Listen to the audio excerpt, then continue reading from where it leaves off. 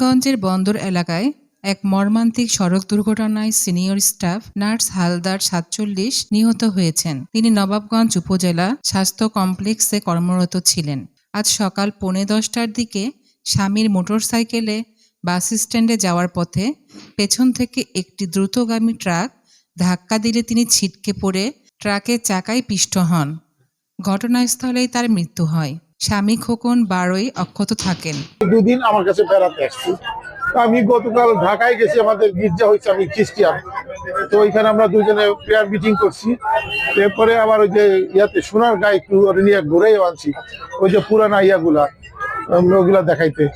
তো পরে কালকে সকালে আসছি, খালার লাগে কত কথা হয়েছে। আজকে সকালে ওই যে মাটি মুটি আইনা খালাই দিছে আমার বারান্দা, ওই যে গাছ গোছ করবে ইয়া করে থুয়েও এসছে। আমরা দুজনে সকালবেলা খাইলাম, খাওয়ার পরে এই যে বাইরাবো, খালারে কইছে যে তোমার খালু গেলে আমি ঔষধ পাঠাই দেব। ভাই রাস্তায় বাইরেছি মাত্র 1 মিনিটও হয় না, এই কথা 1 মিনিটও হয় না খালা, 1 মিনিটও হয় না।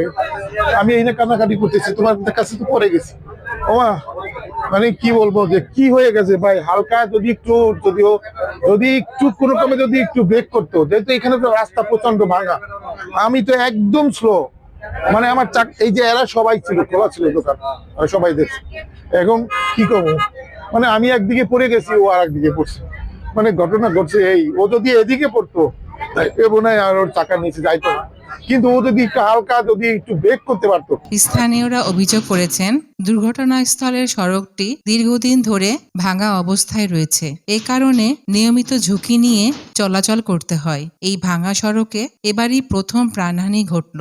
পুলিশ মরদেহ উদ্ধার করেছে। নিহতের পরিবার ও এলাকাবাসীর মধ্যে শোকের ছায়া নেমে এসেছে।